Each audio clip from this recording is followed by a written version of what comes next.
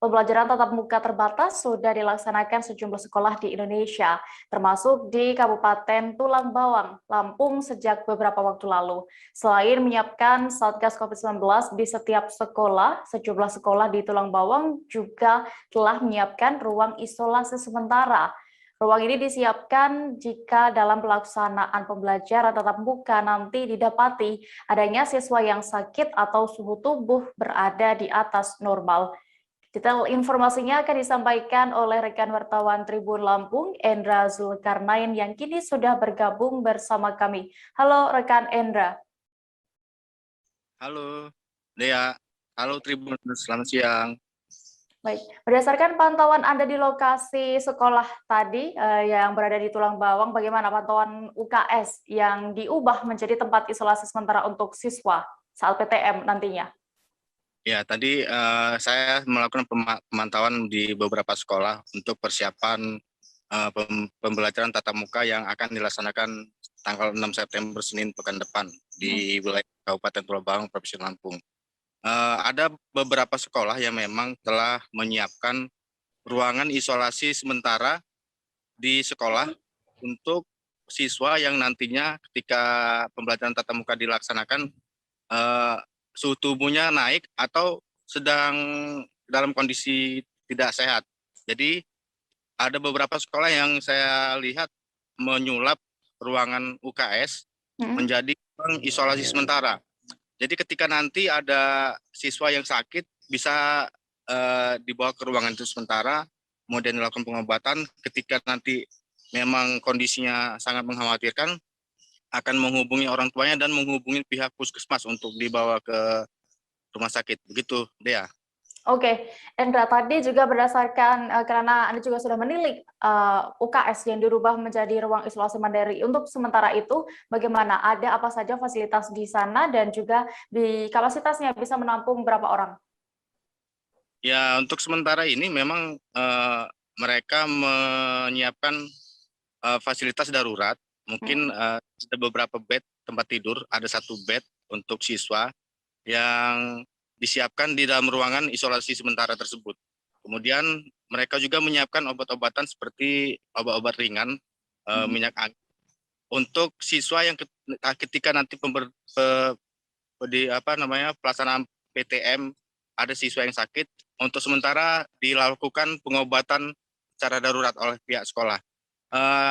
Perlu diinformasikan juga Dea bahwa pihak sekolah juga telah menyiapkan Satgas COVID untuk memantau siswa yang tidak sehat ketika pelaksanaan PTM dilaksanakan. Demikian, Dea. Oke, lalu selain tempat isolasi tadi dari UKS ya yang dirubah menjadi tempat isolasi, apalagi persiapan dari pihak sekolah menyambut pembelajaran tatap muka nanti?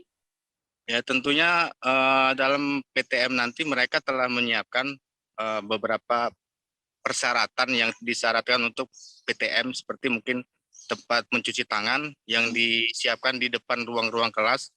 Kemudian ada juga tempat pencuci tangan di depan pintu masuk gerbang sekolah, yang ketika nanti siswa masuk ke dalam gerbang sudah steril. Kemudian dicek suhu badan sampai dengan masuk ke dalam ruang kelas.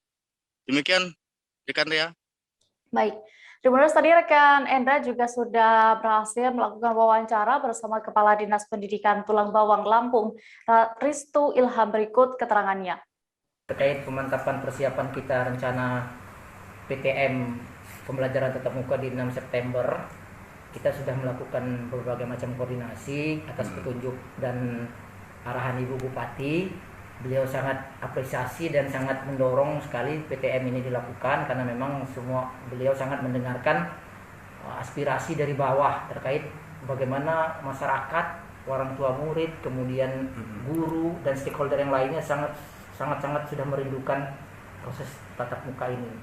Maka kita sudah melakukan persiapan pemantapan dengan tahapan-tahapan.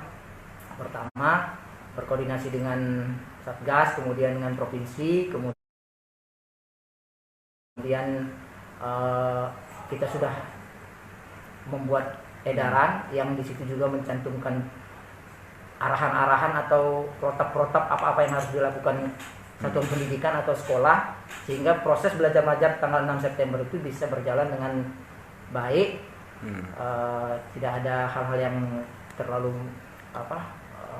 kejadian-kejadian yang tidak baik, sehingga kita berharap berjalan dengan lancar seperti itu. Ini kan awalnya di 2 kecamatan Menggala dan Banjaragung itu sempat belum dilaksanakan karena situasi COVID belum mereda di sini.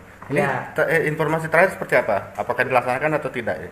Jadi memang semula keputusannya memang 2 kecamatan itu kita akan tunda karena kondisi mobilitas manusia yang tinggi di 2 kecamatan itu. Akan tetapi dengan melihat kondisi level kita sudah turun, kemudian zona kita sudah kuning, Ibu Bupati juga kan mempertimbangkan itu. Sehingga dengan sangat senang hati beliau memutuskan bahwa kedua kecamatan itu juga insya Allah bergabung tanggal 6 juga ikut. Jadi kesimpulannya kita 15 kecamatan dibuka dimulai pembelajaran. Jangan lupa subscribe, share, komen, dan like ya.